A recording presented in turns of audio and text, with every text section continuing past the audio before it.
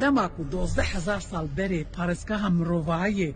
یا پیشین لگری مرازان هات آوا کرن ام لور دما کو گنده پیشین هات آوا کرن چارا پیشین چاندنی هات کرن و توی پیشین لاخی هات رشاندن آجانا پیشین هات کدی کرن و بریا پیشین هات کرن ام کتکارن دی آخی جبر کو ام وید میجی لوان چیایان بو جمرا گوتبون کرتی انگو چیایی و او ناف هر دم سرمما وید می امیتان بون قاسی بون نایری بون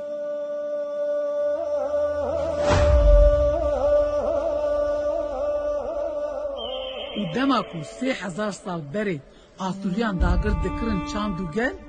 لپراوین دریای جورین ام اورارتی برخودیر بون دما کو آگری نوروز به دست کاوای حسنکار مزگینی دگاهاندن چای سربلن ام لور بود دما کو 1500 سال بری مدی بر رنگ کنفدراسیونه کی در دکتن سردکا دیرو که ام لور بود و وی دمه ام بون گل ام بون خواه و مکوک خواه بردانی رو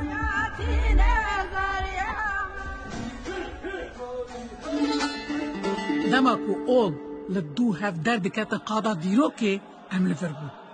ده هاوین هر باوریا روجلاتا ناوین ده کدامه هب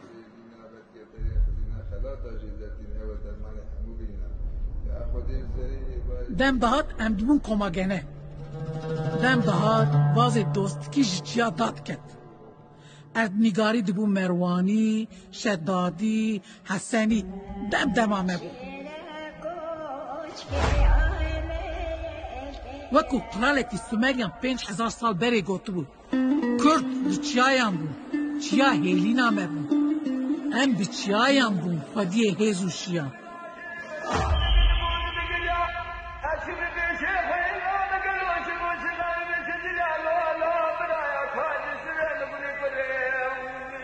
دما کو کمارا ترکیه دهات آوا کرن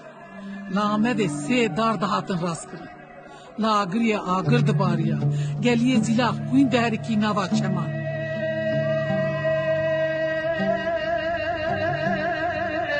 لدرسمه دره لاچی سور دهرکی رحمه جارک دیسا دکوراهیا چیان ددما